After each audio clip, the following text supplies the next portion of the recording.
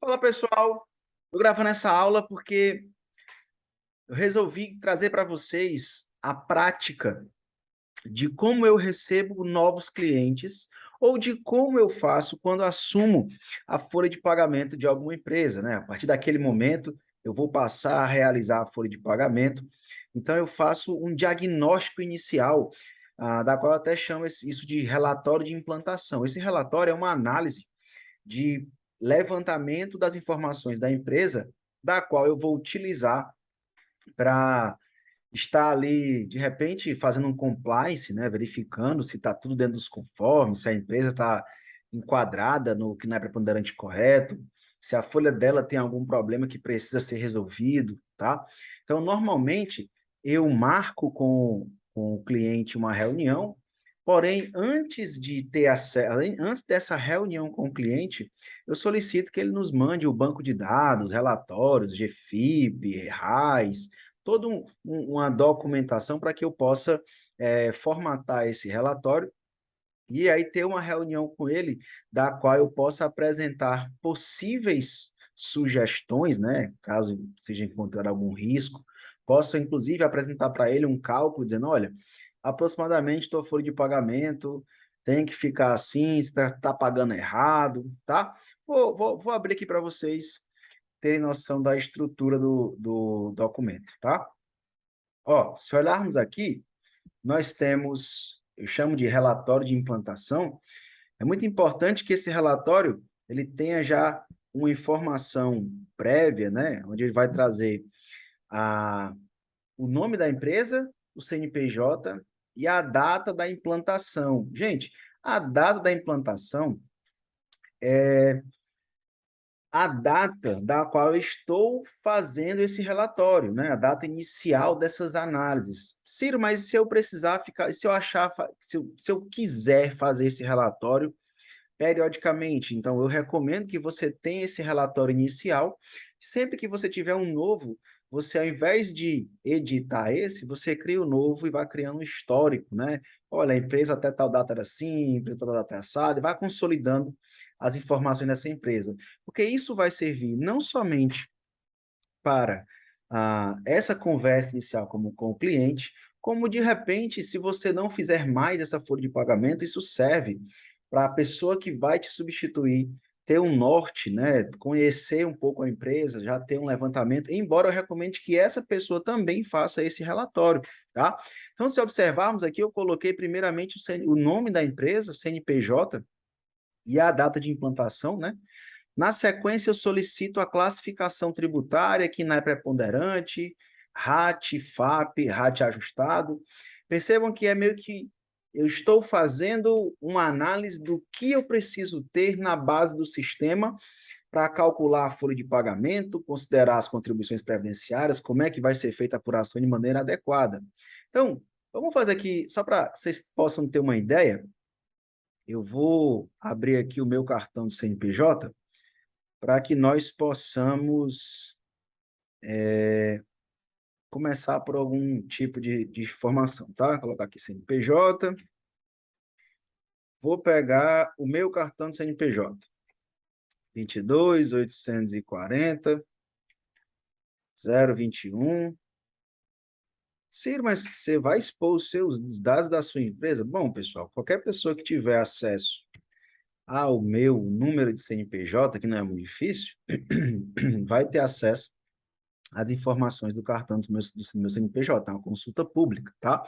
Então, aqui, ó, eu já começo por aqui. Pego o CNPJ, eu vou copiar e vou colar naquele documento, tá? Para a gente poder deixar alinhado. Venho aqui, colo. Vou lá de novo no cartão do CNPJ e pego o nome também, ó, CMO. Ah, Ciro, mas eu já sei, eu não posso simplesmente só digitar? Pode, você pode digitar aqui, ó, colocar, né? Formatação que você vai fazer fica a seu critério. E observação, turma, esse relatório de implantação, ele é com base, a base legal dele são vozes da minha cabeça acompanhada de vozes da minha esposa, que também trabalha no departamento pessoal. Inclusive, recomendo que a sigam lá no Instagram, comece pelo RH, é muito boa a página dela. Tá? Na verdade, foi uma página que começou recente e a gente tem várias ideias para essa página dela, tá? Então, voltando para cá, nome da empresa, já coloquei o CNPJ, e eu coloco aqui a data da implantação, vou colocar a data de hoje. Não sei em que momento você está vendo esse vídeo, mas esse vídeo está sendo gravado hoje, dia 28 de julho de 2022, tá?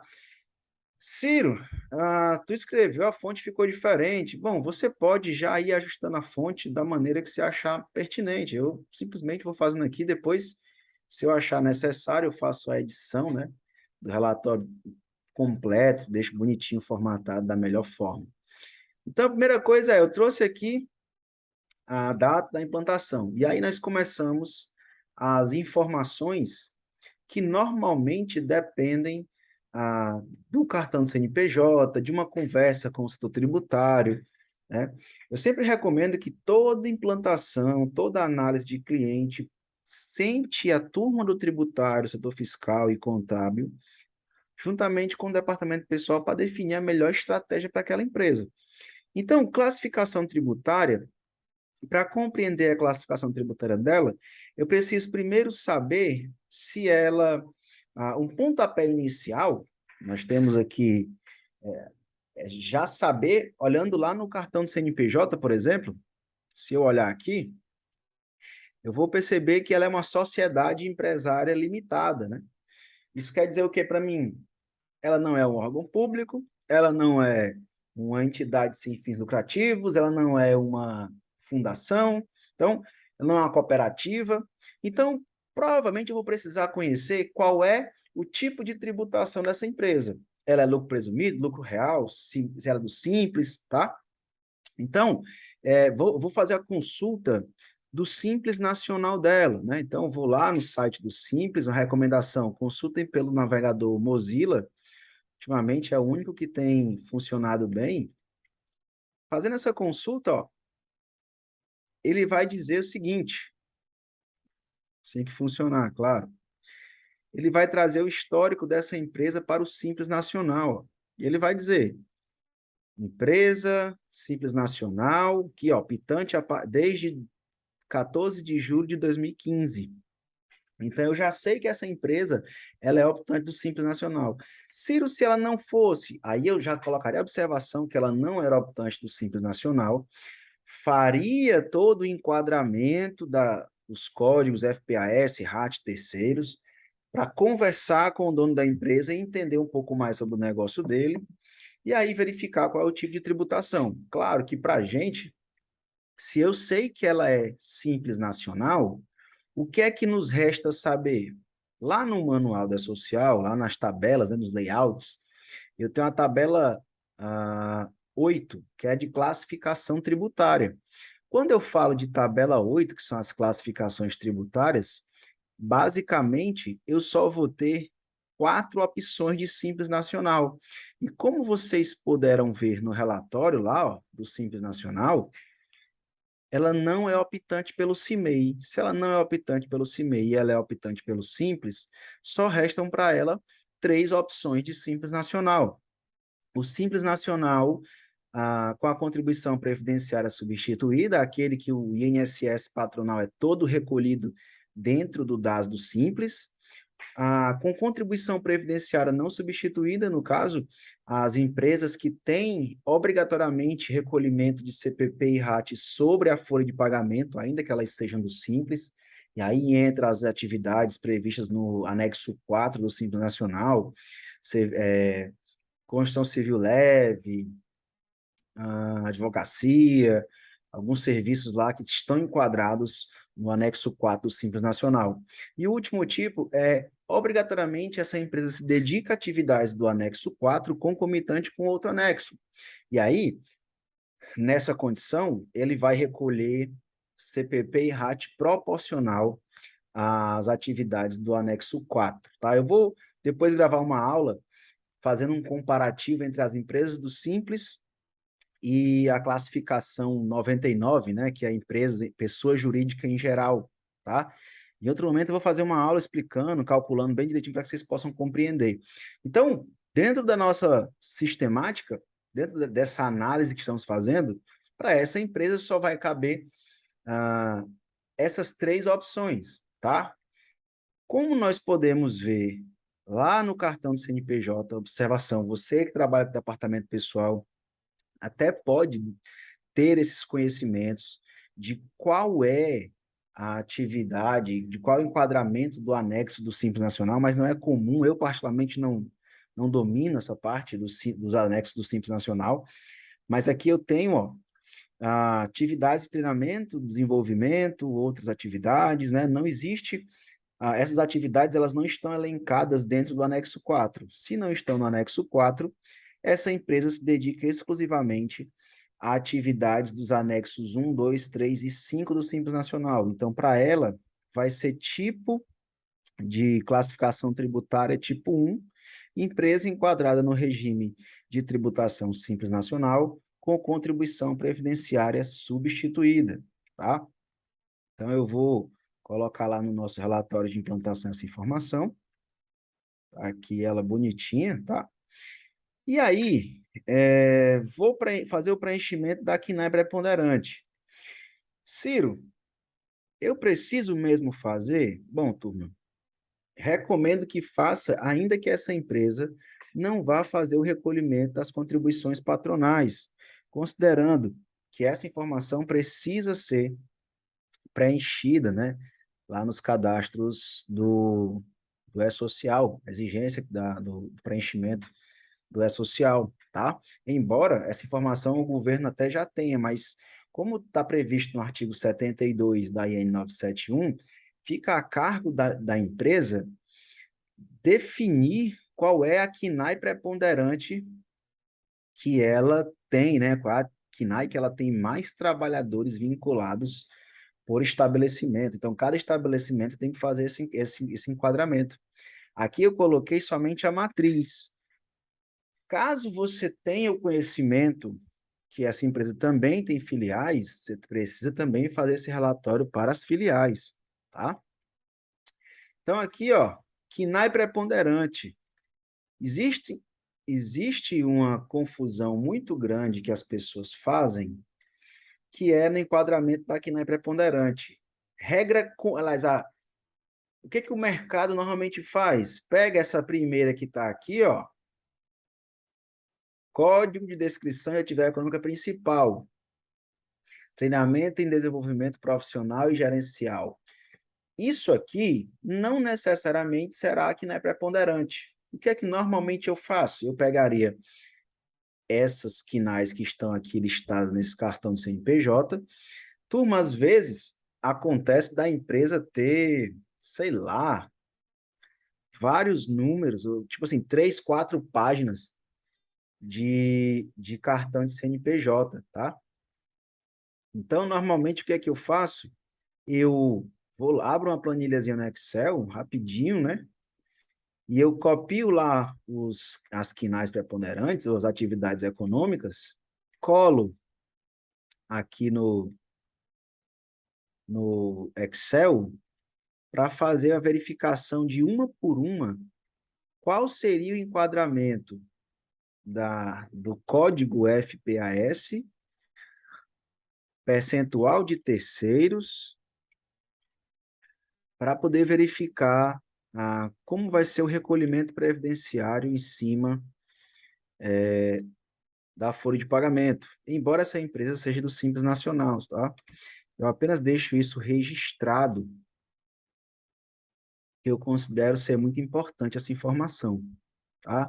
E aí eu já aproveito aqui, já alimento com o percentual de RAT e o percentual de terceiros. Vou fazer assim, eu vou colocar aqui, só que aqui eu vou colocar esse primeiro vai ser o código. Vou já explicar por que a importância do código. E esse segundo vai ser o percentual, tá? Então, essa análise aqui, ao meu ver, ela é muito necessária. Então, como é que eu vou saber qual é o FPAS? Primeiro, eu vou olhar para a KNAI, né? Cada uma dessas KNAIs tem um preenchimento adequado de FPAS e RAT. Então, lá na IN 971, no anexo 1, ele vai me dizer o percentual, tá? E o que é que eu preciso compreender? Na tabela 4 do E-Social, vou abrir aqui a tabela 4, ele traz para a gente os códigos de FPAS, o percentual a ser recolhido para terceiros e o código de terceiros. Então, aqui, ó, tabela do alíquotas FPAS e terceiros. Então, que a tabela 4 é social, os layouts. O que é que eu tenho que observar? Se é indústria, transporte, e aí cada tipo, ele traz o detalhamento aqui, ó, nessa descrição, a que se destina esse recolhimento pelo FPAS 507, tá? No caso do 507, vai envolver indústria, transporte. Quando eu vou para o 515, ele vai trazer comércio atacadista, comércio varejista, agente autônomo de comércio, comércio armazenador, turismo e hospitalidade, estabelecimentos de serviço de saúde. Então, ele traz várias situações que se enquadram como comércio e serviços, né? Então, no caso da minha empresa lá, ela está enquadrada dentro desse contexto de serviço. Então, para ela, o FPAS vai ser 515. E percebam que se eu fizer um comparativo rápido entre o 515 e o 507, ele vai trazer 5,8 de recolhimento aqui, ó, ele vai dizer, sobre a remuneração de segurados, eles vão recolher 5,8 destinadas a terceiros. Quando eu vou para o 515, é a mesma coisa, ó, 5,8. Ciro, mas o que é que muda? O que é que muda é, quando eu falo do 507, eu tenho recolhimento para INCRA, SENAI, SESI, Salário Educação e SEBRAE. Quando eu vou para o comércio, eu tenho Salário Educação, INCRA, SENAC, SESC e SEBRAE. Ou seja, existe uma diferença, né? No 507, eu recolho para o SESI e não recolho para o SESC, tá? Recolho para o Senai e não recolho para o Senac, né? Então, você tem aí a diferença a quem se destina o recolhimento do Código de Terceiros da Indústria e do Código de Terceiros do Comércio. E aí, turma, você vai ter código de terceiros para vários tipos. Se eu estiver falando de cooperativa, né, por exemplo, se for uma cooperativa da área da indústria, o código não vai ser 079, vai ser 4163, porque ele inclui a contribuição para o SESCOP, não vai haver contribuição para o SESI e SENAI, mas em compensação tem contribuição para o SESCOP. Mesma coisa para o comércio, né? O comércio na cooperativa não vai haver contribuição para o SESC e para o SENAC, em contrapartida tem para o SESCOP. Total 5,8 e o código 4163, tá? Tranquilo isso, turma? Espero que vocês estejam gostando dessa aula. É uma aula que eu considero bem importante. Recomendo que você veja essa aula mais de uma vez, compartilhem com seus amigos, leiam com calma, vai fazer um sábado, estudem, verifiquem, tá?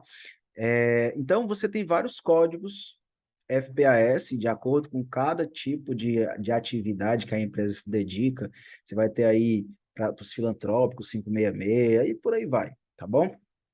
Então, recomendo aí, sempre que for fazer, observar o anexo 4 dos layouts do E-Social.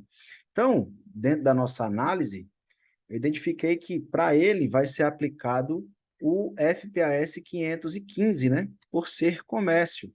Então, 515 para todos, as 4 atividades, 5 na verdade, e o código de outras entidades vai ser o 0115, conforme está previsto lá, vai se aplicar também para todos eles, e o percentual 5,8, tá?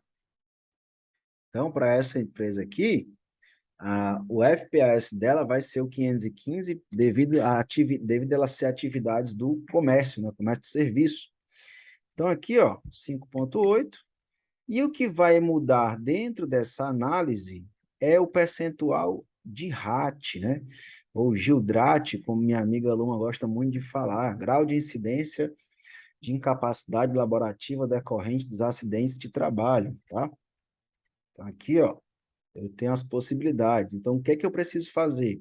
Lá no anexo 1 da IN 971, eu tenho o percentual de RAT de acordo com cada atividade econômica. Então, se eu estou falando da atividade econômica 8599604, eu vou lá na tabelinha, essa tabela está disponível no anexo 1 da N971, e vou colocar 8599. Basta colocar os 4 primeiros dígitos, tá? Que aí ele vai listar para você todos os que constam a atividade que você falou. No nosso caso, treinamento e desenvolvimento gerencial, não é isso? Aqui, ó, 04. Percentual de RAT, 1%. Eu volto para lá, preencho o 1% aqui, ó, para poder expor para o empregador qual é o percentual, né? Observação, eu não mostro essa tabela que eu estou montando para ele. Por quê?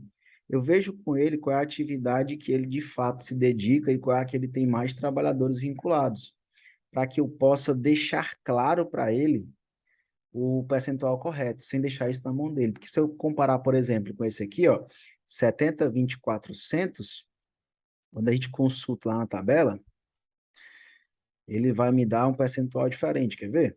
Ó, vou colocar aqui, 70, 20. Olha só, atividade de consultoria, o RAT dela é 2 e não 1. Então, se eu de repente levo essa informação para o empregador, dificilmente ele vai querer, é claro que ele vai preferir pagar 1% a 2, né? Então, eu sempre recomendo que você não exponha para o empregador quais são os percentuais melhores ou mais baratos, mas ele fica com ele quais são as atividades que de fato ele se dedica e faça um enquadramento adequado do RAT FPAS, tá? E aí você faz isso para todas as empresas, porque se de repente você tem um percentual de RAT igual para todos, para todas as atividades, nem tem o que se falar de você ficar reconsultando, verificando flutuação de trabalhadores, tá? Então, voltando lá para o nosso relatório, aqui, ó, colocar aqui na preponderante dele, vou colocar de consultoria, 70, 20, 400. Vou colocar o RAT 2, como estava lá, e aí nós vamos consultar o FAP, tá?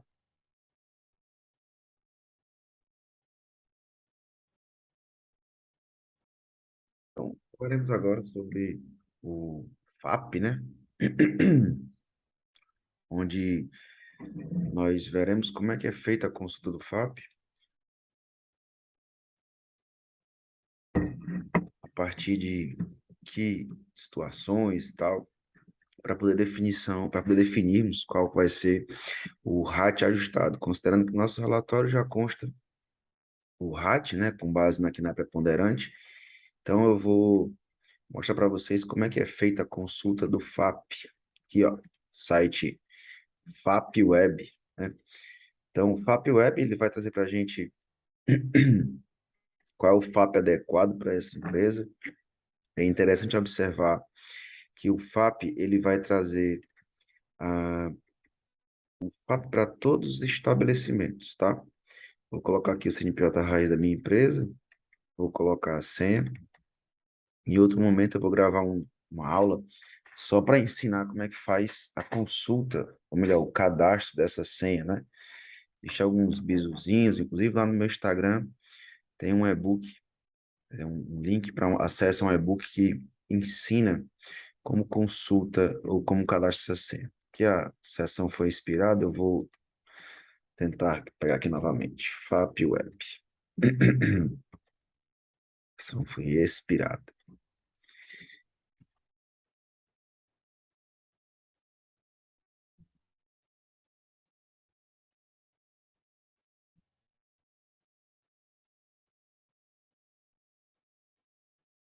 Agora os dados carregaram, né?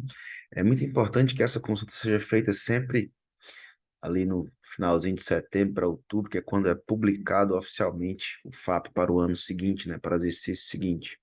Então, ó, aqui, no dia 30 de setembro, foi publicado o FAP original para essa empresa que nós estamos consultando.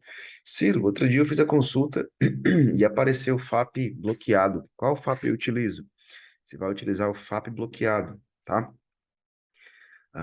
Aqui embaixo eu tenho os dados, né, que originaram o cálculo do FAP, né? Essa empresa não tem um histórico de movimentos de acidente e tal.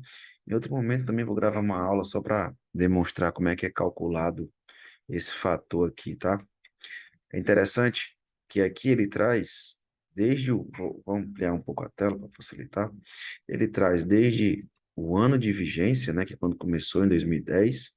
Então eu posso consultar todos os FAPs, que é o histórico de FAP dessa empresa, como também a consulta por estabelecimento, tá? Então se eu tenho, sei lá, uma matriz e duas filiais, vou ter que consultar o FAP de cada um delas, né?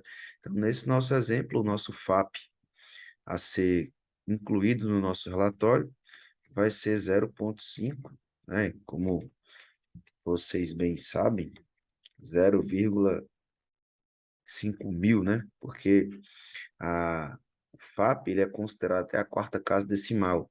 Ah, Ciro, mas vai impactar alguma coisa os outros zeros? Bom, nesse caso hipotético, não, porque está trazendo o zero redondo, né? Não está trazendo nenhuma variação de casa decimal. Mas pode acontecer, por exemplo, de ser 0,8528, sei lá, um chute que eu dei agora. E a aplicação também deve ser considerada até a quarta casa decimal, sendo truncada somente na quarta casa decimal, tá? Então, calculando o nosso RAT ajustado, vai ser 2 vezes 0,5, né? Onde o nosso RAT ajustado vai ser 1%. Caso essa empresa não fosse atuante pelo Simples, seria a, a contribuição dela sobre o RAT para a folha de pagamento. Um outro ponto interessante que eu considero, né, dentro dessa análise inicial, é conhecer qual é o sindicato laboral da empresa, né, verificar qual é o sindicato que essa empresa segue. E aí depende muito da atividade da empresa, né? Por exemplo, essa minha empresa, ela hoje o sindicato laboral dela é a FETRACE, né? Federação dos Trabalhadores do Estado do Ceará, alguma coisa assim, não me recordo de cabeça agora. E o patronal dela é o SESCAP, Sindicato. Enfim, eu não lembro de cabeça também uma sigla, não. Mas aí o laboral e o patronal são o SESCAP e o laboral FETRAS, SESCAP, o patronal. Ciro, e qual é a relevância dessa informação? Bom, a partir da relevância dessa informação, eu recomendo que você já pegue aí, já vá no mediador, empregador web, verifique qual é a convenção coletiva válida, né? Verifique se a convenção está vigente, se não está. Se não estiver, você coloca uma observação. A convenção está fora da vigência, aguardando. A data base é, sei lá, por exemplo dessa, a data base é maio. Você pode colocar aqui, por exemplo, observação, né? Data, data base, maio, dia primeiro, tá assim, dia 1º de maio. E aí, uma observação, que aí você pode, inclusive, colocar essa observação, de repente, num destaque, né? Colocar ela em vermelho, não precisa ser em negrito, como ela está aqui. Então, observação, CCT, hora da vigência, né? Uma observação que você pode colocar. Nós estamos em julho, então a convenção deveria ter saído em maio, não saiu ainda. Provavelmente, quando sair, vai ter que ser feito o reajuste retroativo para essa empresa, né? Ah, um outro levantamento que normalmente eu faço, né, já que eu estou ali na convenção coletiva, e já verifico também qual é o piso salarial da categoria, né? Hoje o piso salarial é 1.300 e não lembro, 35, alguma coisa. Vou deixar tá? E aí, quantidade de trabalhadores é uma informação muito relevante, porque a partir dela a gente consegue, inclusive, administrar quem vai ficar com essa empresa, né, na equipe, pela quantidade de vidas que tem que ser verificadas, tá? Além do que, né, vamos supor que essa empresa tenha 10 trabalhadores, 10 empregados, e aí normalmente eu faço a lista dos cargos, né, que eu coloco todos os cargos que a empresa tenha, tá? Lista dos cargos. Ciro, qual a relevância de colocar a lista dos cargos? A partir da lista dos cargos, eu consigo analisar a quantidade, analisar número, número de jovens aprendizes, né? Ou melhor, vou botar assim, analisar a cota de aprendizes,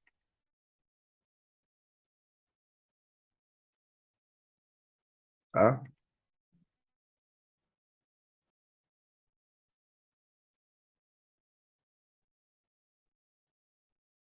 Eu consigo analisar a cota de aprendizes. Então, analisando a cota de aprendizes, nós conseguimos definir, inclusive, se ela está cumprindo a quantidade, se ela não está, e caso ela tenha, eu coloco também a quantidade que ela tem de aprendizes aqui, tá? Ah, Ciro, mas ela é de Simples Nacional. Se ela é de Simples Nacional, eu já sei que essa empresa está dispensada, né? Empresa dispensada ah, conforme, de acordo com a legislação, né? Quem não sabe qual é a legislação, é artigo 51 da LC 123/2006. Salvo engano, é essa legislação que trata sobre isso, tá?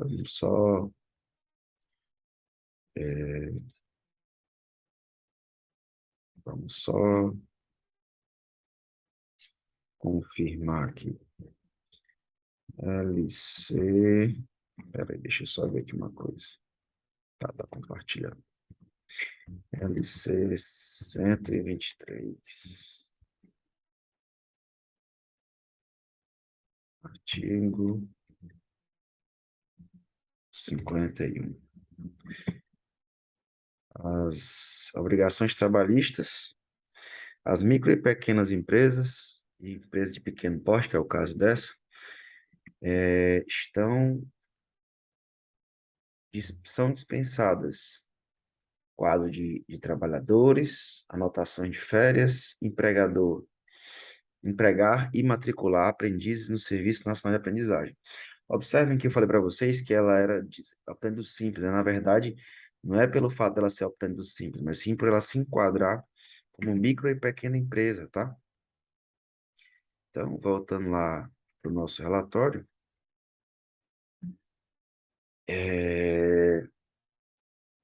pronto, então coloca essa observação, né? Aqui eu já coloquei apenas para que vocês possam compreender. Visto essas informações, eu analiso também se a empresa tem estagiários ou não. Verifique a quantidade de empregadores, né? Porque os empregadores que retiram para o Labore, eu preciso informar social, preciso verificar se está sendo feito da maneira adequada, se foi atualizado o valor do Prolabore dele, porque a maioria recolhe pelo salário mínimo, então quando vira o ano, esse Prolabore precisa ser atualizado, né? Verifique também a quantidade de. Verifique se existe a obrigatoriedade de PCDs ou se a empresa também tem PCDs, né? Lembrando que a partir de 100 trabalhadores é obrigatório ter um quantitativo mínimo de PCDs. Uma análise que eu sempre faço, eu verifico o relatório da previsão de férias da empresa, né? Todo sistema vai gerar um relatório onde ele diz a previsão de férias de acordo com a data de vencimento do período concessivo. Então, eu sempre imprimo esse relatório, caso o empregador tenha me mandado um backup, ou eu analiso através do histórico de informações que ele tenha, ou eu deixo essa informação em branco para que eu possa levantar posteriormente. Empregados em gozo de estabilidade, né? Sempre faço esse levantamento de se existem empregados em gozo de estabilidade, eu sempre coloco o histórico do gozo de estabilidade. Por exemplo, eu posso colocar funcionária tal está em gozo de estabilidade gestante, né? Essa observação é apenas para que eu possa já deixar ali meio que sobreaviso, ou já deixar avisado, ou até mesmo acionar algum mecanismo no meu sistema de folha que ele me sinalize caso haja um possível desligamento, né, ou algum movimento nas trabalhadoras. Empregados afastados, né? Também é uma observação que também precisam ser analisadas. Então, você coloca, não precisa colocar a quantidade, né? Você lista os trabalhadores que estão afastados, o período de afastamento, e o tipo de afastamento, se é um afastamento que tem acidente de trabalho envolvido, aí já observa se foi entregue a CAT, se está sendo recolhido o fundo de garantia, já faz toda essa análise, né? Outro ponto muito importante, que aí eu considero relevante demais, é a situação fiscal do contribuinte, onde eu vou analisar lá no portal do ECAC, fazer uma consulta, verificar o relatório de pendências fiscais, verifico se existe alguma pendência, se lá consta, por exemplo, alguma pendência que impeça a emissão da certidão negativa da Receita Federal, né? Eu aproveito e consulto se essa certidão está em dias, coloco a validade da certidão negativa, que normalmente é 180 dias. Faço a verificação também do CRF, né, o CRF, Certificado de Regularidade do Fundo de Garantia, para verificar se está saindo essa consulta. Aproveito também, acesso a conectividade social da empresa, já solicito o relatório de contas com inconsistência cadastral, relatório de contas de FGTS a individualizar, até para acompanhar essa empresa como um todo, para fazer essa análise, para ver se tem algum tipo de trabalho a ser feito, verifico se essa empresa tem algum tipo de parcelamento junto ao FGTS, junto à Previdência Social, tá? E feito essa análise, aí eu parto para a análise da folha de pagamento, né? Verifico a folha, verifico as de FIPS, verifico o RAIS, né? Aonde eu vou primeiramente, informar o período que está sendo analisado. Normalmente, eu analiso os últimos 12 meses, tá? Não é comum, mas depende muito do que a empresa vai me mandar. Ah, eu faço essa verificação. Ah, já sinalizo, sim, identifiquei, né? Algum ponto crítico, alguma situação que pode ser um eventual problema, para que eu possa, na minha reunião com o cliente, trocar uma ideia ali com ele, conversar, por exemplo. Ah, eu posso levar para ele situações de incidência de verba, por que que aquela verba não está incidindo, por que que ele eventualmente não está pagando DSR sobre horas extras, sobre adicional noturno, ah, por que que não está sendo aquela verba paga em folha, não está repercutindo no cálculo de décimo, férias. Então, eu faço todo um levantamento daquela empresa para poder verificar possíveis problemas. Se não tem problema, coloque que não há nenhum problema, está tudo ok, né? Identificando riscos, eu vou listar os riscos para ele, né? Eu vou dizer, olha, isso aqui tem uma situação problemática que precisa ser observada, tem uma pendência de recolhimento, ou o trabalhador tem um cargo que provavelmente é, está, teria aposentadoria especial, né? Você tem os laudos ou a verificação, e aí faça essa verificação e faço recomendações, né? Até porque esse relatório aqui é um relatório que eu vou fazer uma reunião com ele, depois dessa reunião com ele eu vou gerar um outro relatório consolidando toda a informação para poder encaminhar posteriormente para ele, para dizer, até mesmo para dar umas, assim, para já ter um ponto de partida, para que tenha um diagnóstico inicial de quando iniciamos as atividades, tá? Pessoal, então é isso. Basicamente, Esse é o relatório de implantação que eu chamo. Eu gosto muito de utilizar nas minhas práticas de departamento pessoal. Recomendo que vocês apliquem também. E é isso. Espero que tenham gostado dessa aula. Percebam que tem um corte aí. Eu precisei dar uma pausa na aula, voltei já não é mais aquele horário, estou de madrugada finalizando essa aula. Até minha voz ficou meio ruim, né? Mas, enfim, queria. Se você assistiu até aqui, agradeço demais. Peço que compartilhe. E é isso, tá bom? Um abraço e até a próxima.